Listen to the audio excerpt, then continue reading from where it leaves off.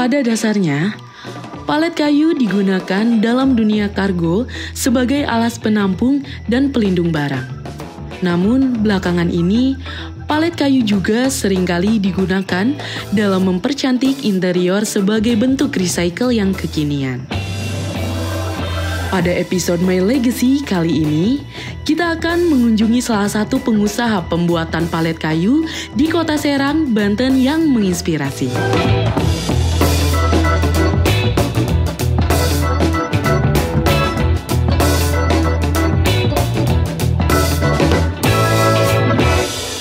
Saya bernama Haji Sobirin.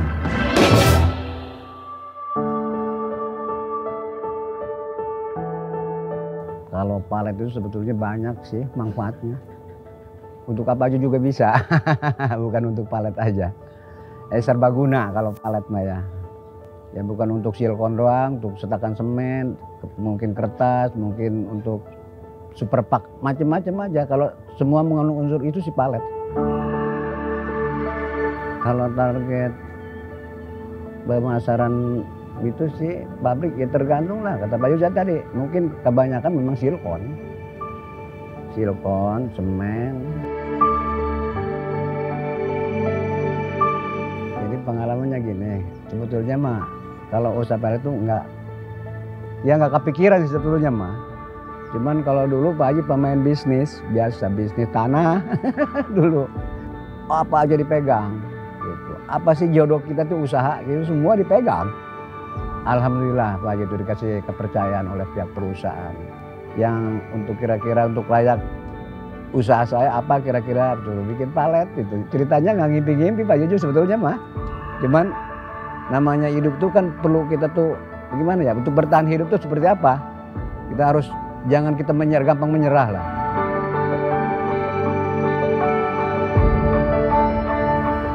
Yang bedanya tuh kalau untuk perbedaan, kalau untuk keluar itu memang bedanya pertama jenis bahan kayunya itu kayunya kayu super yang bagus lah. Pekerjaannya memang harus rapi, terutama diserut, diobat gitu kan. Kalau untuk ekspor ya, kalau untuk lokal standar aja.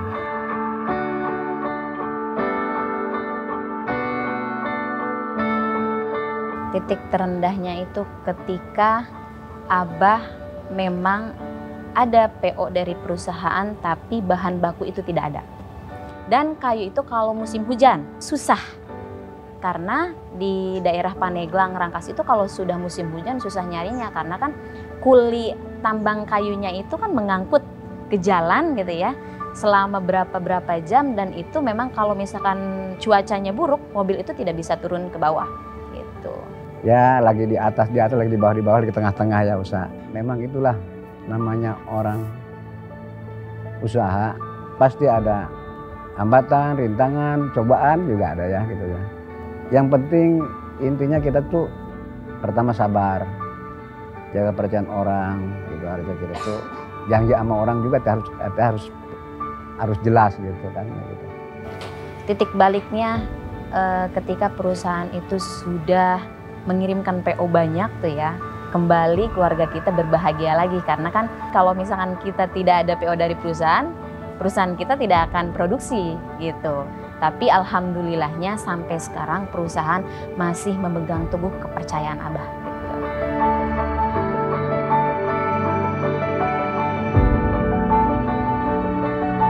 Saya sering sedih ketika karena saya anak terakhir, diam bersama abah saya sendiri ketika abah sering curhat itu tentang kekurangan modal.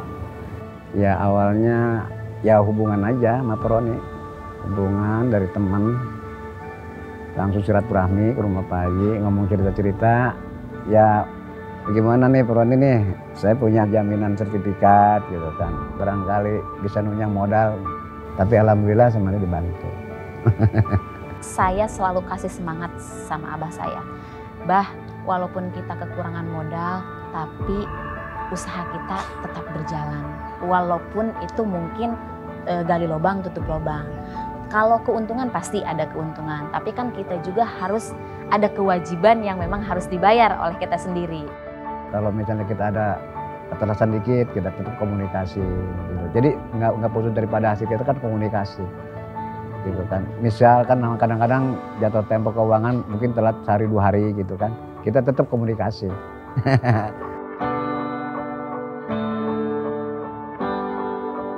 Keyakinan itu tuh gini, ya kita tuh harus punya keyakinan Pak. Ya intinya kita jangan takut kena ombak lah kalau usahanya. Itu kan kita tuh kan berjuang, kita ya memperjuangkan, artinya hak kita manusia perlu hidup kan di situ Pak. Ya orang tua kan untuk siapa kalau bukan untuk anaknya kan. Apalagi udah tua gini, ya segala apapun pasti untuk anak lah.